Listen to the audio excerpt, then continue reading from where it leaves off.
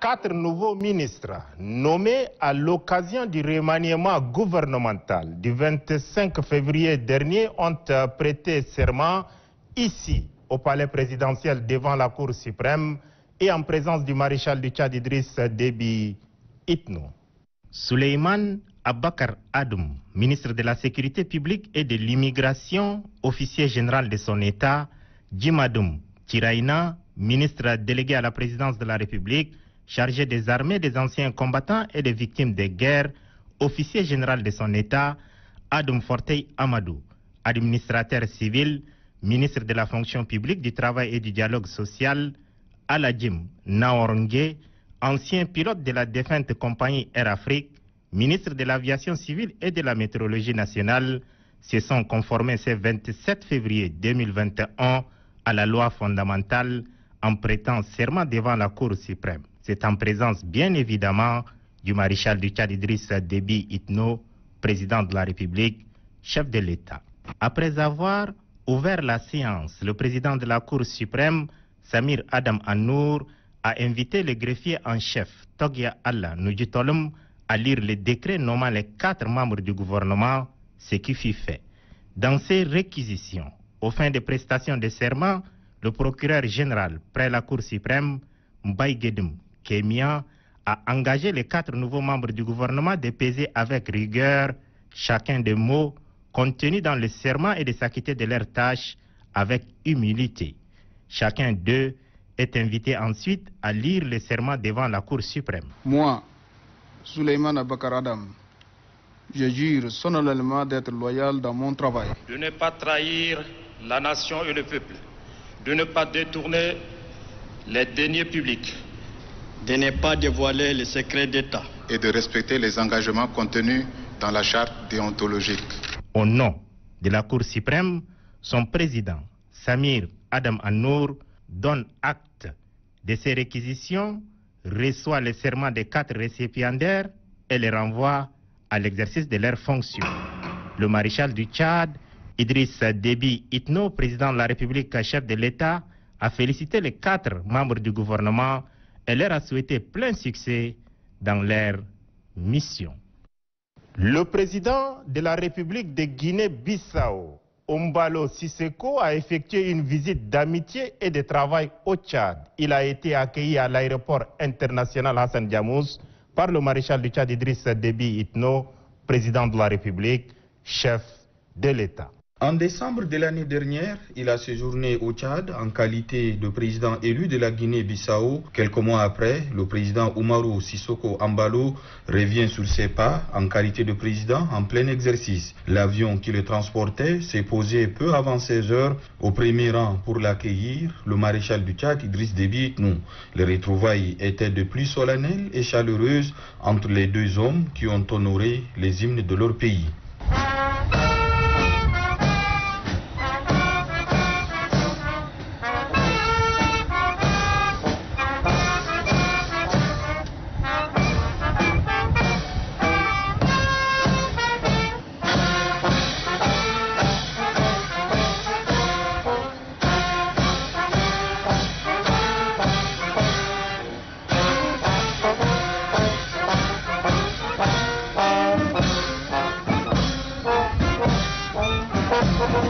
Les 2 hommes d'État devaient par la suite passer en revue les troupes. L'hommage a été rendu à l'ordre du Tchad par plusieurs détachements de l'armée nationale tchadienne, exercice dont ne se sont pas privés les responsables des différents corps de l'ANT, présidents des grandes institutions, membres du gouvernement et du cabinet présidentiel, étaient aussi de la partie. Le maréchal du Tchad Idriss Déby Itno, à son tour, salue le ministre bissau-guinéen de la Défense, Sangdi Fati, et celui des Affaires étrangères, Madame Souzi Carla Barbosa, avant de conduire son hôte au salon d'honneur, le temps d'un bref échange sur l'état des relations qui existent entre N'Djamena et Bissau. Échanges qui vont se poursuivre durant cette visite d'amitié et de travail du président Umaru Sissoco Embalo, une visite placée sous le signe du raffermissement des relations de coopération dans plusieurs domaines intéressant les 2 pays.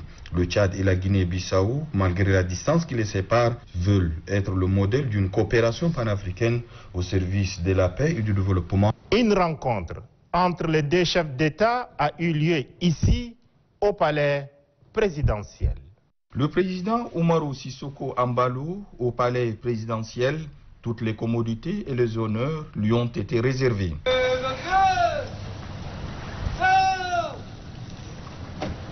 Au bout de la marche du perron, l'attendait le maréchal du Tchad Idriss Déby Itno. S'en est suivi un tête-à-tête. Pendant ces temps, les deux délégations enchaînent les rencontres en bilatéral. Les discussions ont abouti à un communiqué final signé par les ministres tchadiens et bissau-guinéens des Affaires étrangères, respectivement l'ambassadeur Amin Abbasidik et Mme Souzi Carla Barbosa. Les points de vue des délégations convergent sur nombre de questions, à l'exemple de la lutte contre le terrorisme dans la région et pour laquelle les deux parties ont convenu de la nécessité de créer un cadre de coopération sécuritaire et de défense en vue d'échanges d'expériences, de formation et de renseignement. Les deux délégations ont convenu également de la signature dans un proche avenir d'un accord cadre de coopération et d'établissement de la commission mixte de coopération entre les deux pays. Autant de points qui font dire au président bissau-guinéen Oumarou Sissoko Embalo que les relations entre son pays et le Tchad démarrent sur des bases solides.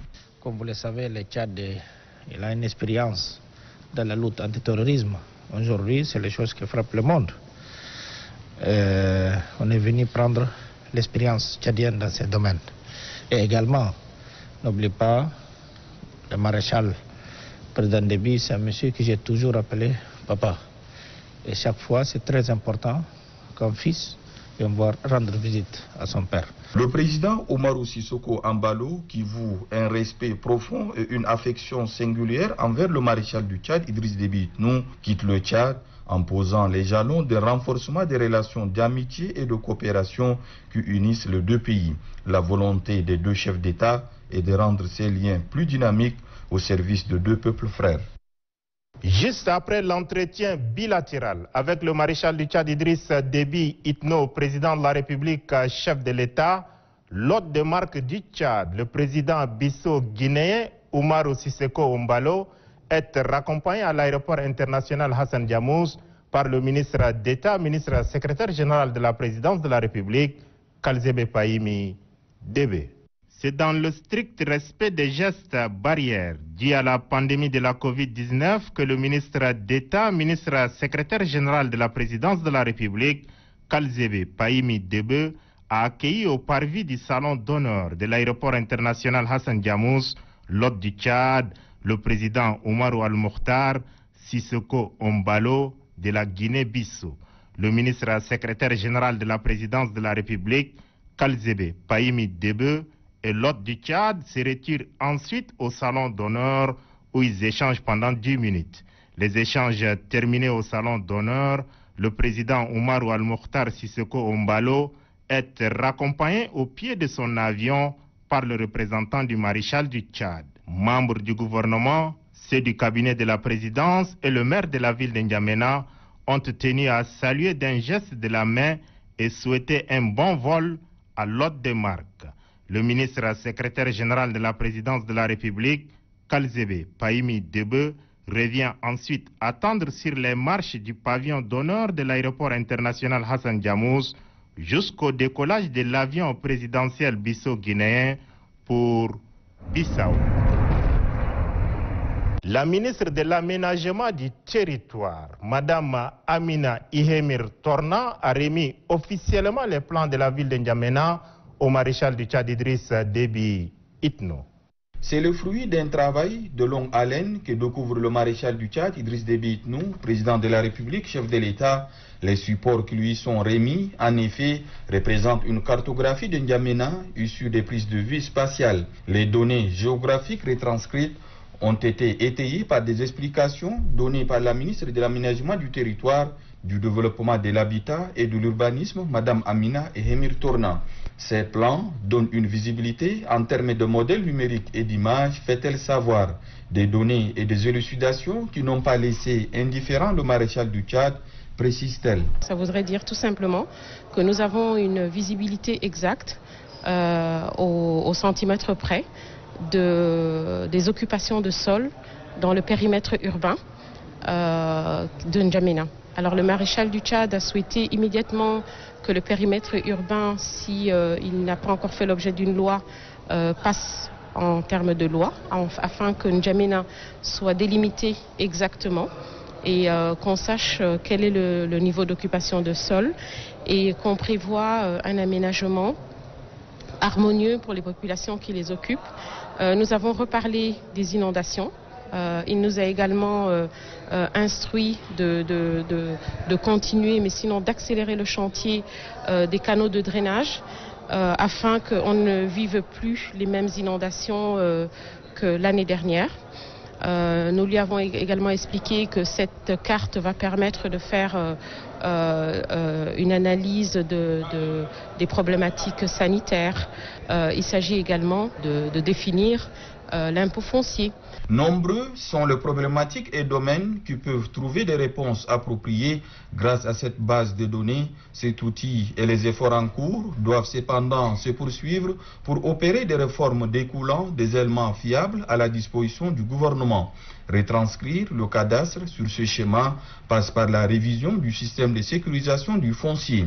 Cette action, voulue par le ministère des tutelles, a trouvé l'approbation du maréchal du Tchad, d'après la ministre Amina Ehemir Torna, ce qui facilitera, selon elle, d'avoir un foncier sûr permettant à chaque citoyen de mieux sécuriser sa propriété. Après avoir réceptionné officiellement les plans de la ville de N'Djamena, le maréchal du Tchad Idriss Déby Itno, président de la République, chef de l'État, est descendu à Walia pour constater de visu les ruptures de la digue ayant causé des inondations dans la commune du 9e arrondissement de la capitale. La quasi-totalité des habitants des quartiers d'Igangali, Gardolé et Walia Hadjaraï ont été contraints de quitter leur habitation pour cause des débordements des eaux fluviales et pluviales de cette année. Cette terrible inondation est causée par le relâchement à plusieurs reprises de la digue construite par l'État pour contenir des eaux du Chari et du Logon.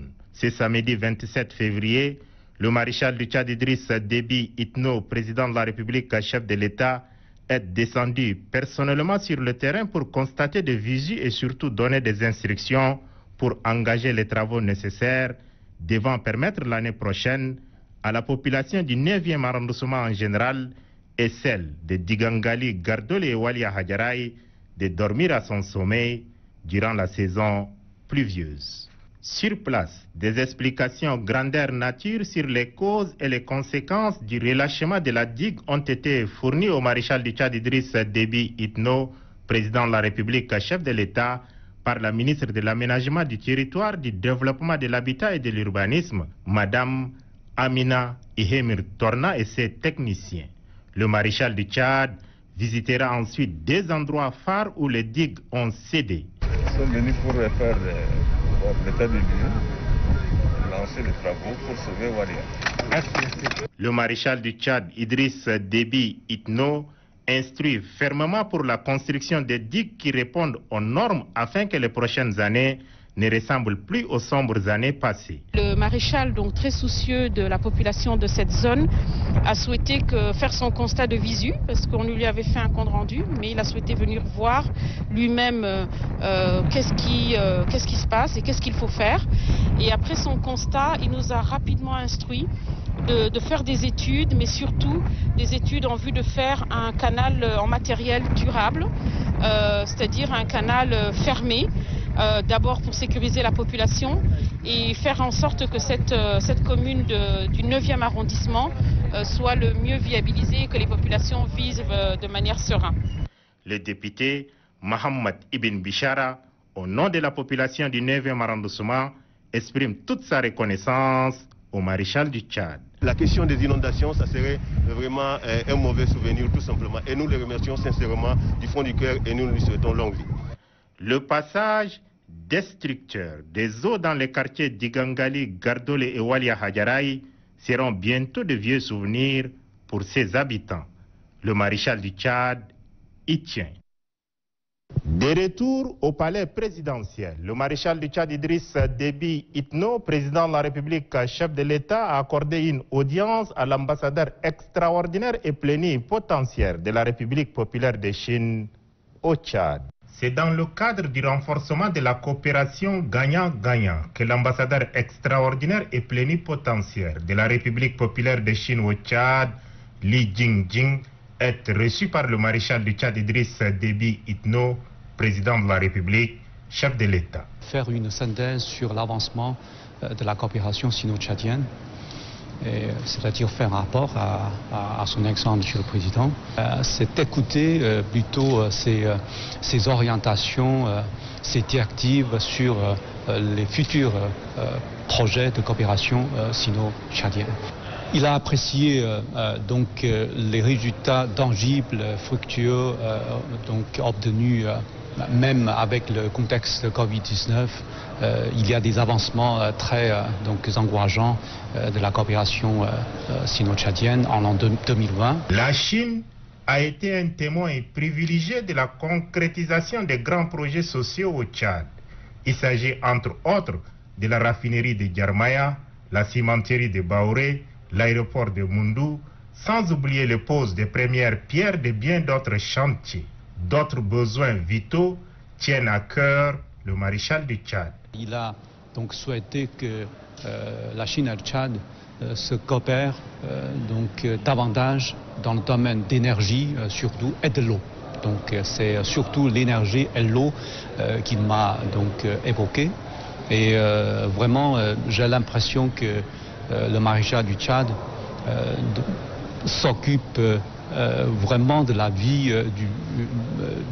de la population tchadienne. Donc il m'a parlé vraiment des lieux précis où il manque d'eau, il manque d'électricité. Donc tout ça, ça m'encourage à travailler d'arrache-pied et davantage pour faire avancer cette coopération. C'est au bout d'1h30 de discussion que le diplomate chinois a pris congé du maréchal du Tchad, Idriss Déby Itno.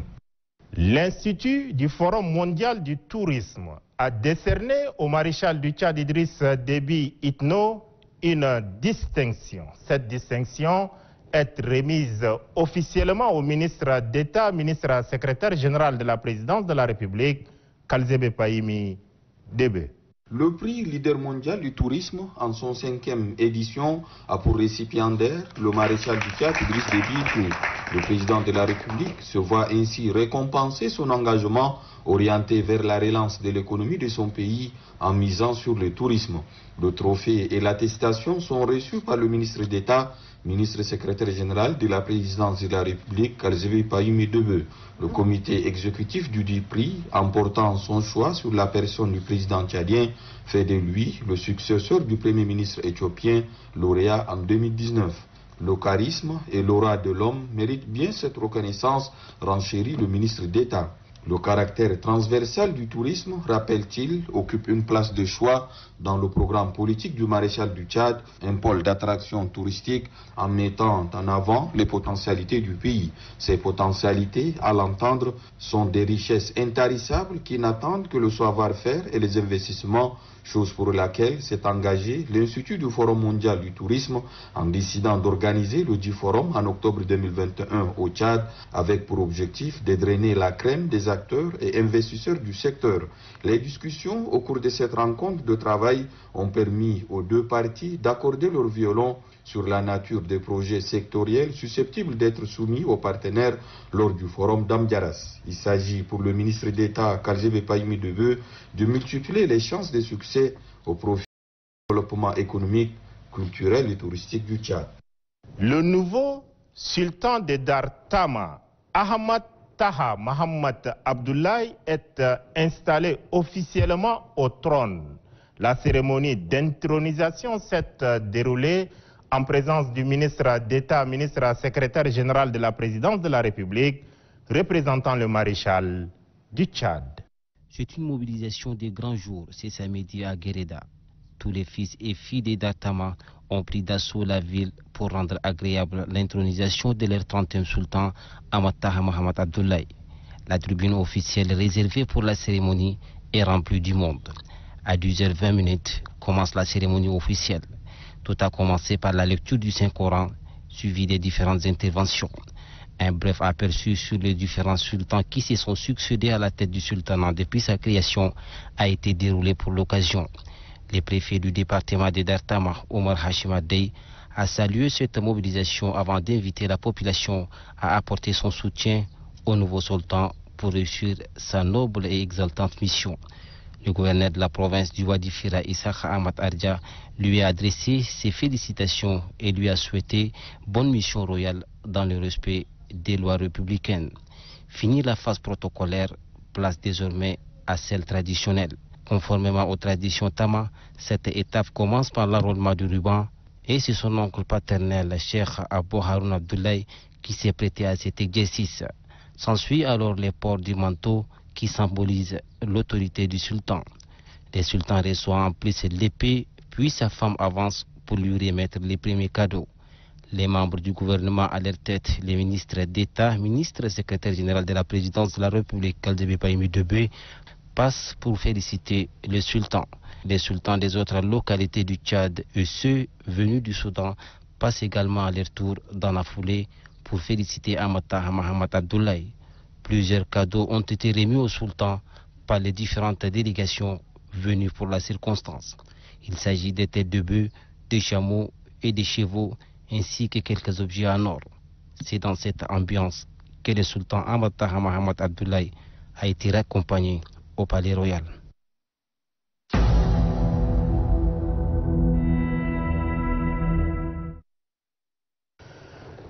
Plus de 2000 jeunes de la capitale ont reçu leur parchemin dans le cadre de la deuxième phase du programme Mon quartier, mon engagement de la Fondation Grand Cœur. La cérémonie de remise des attestations s'est déroulée en présence de la présidente fondatrice de la Fondation Grand Cœur, la première dame du Tchad, Hinda Déby Itno.